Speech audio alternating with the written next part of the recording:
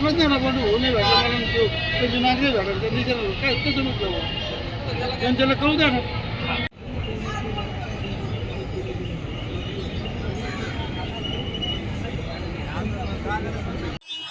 मी प्रवीण शंकर खोमणे, राहणार एरणगाव, भागवत तालुका, शेवगाव जिल्हा, अहिल्यानगर.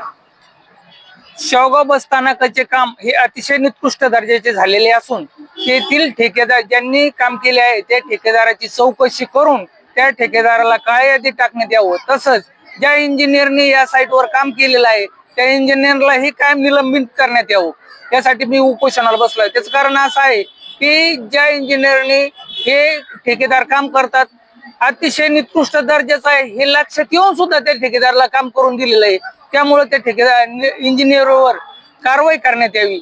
आणि तसंच त्या बस स्टँडवर प्रवासी ये जा करत असतात. येथे ही धूळ मातीची नसून ही धूळ निकृष्ट डस्ट केमिकल युक्त आहे. त्यामुळं दम्यासारखे आजार होऊ शकतात. येथील जे ठेकेदारांनी काम केलेलं आहे अतिशय निकृष्ट दर्जाचं झालेलं असल्यामुळं ठेकेदारला काळ्या यादीत टाकण्यात यावं.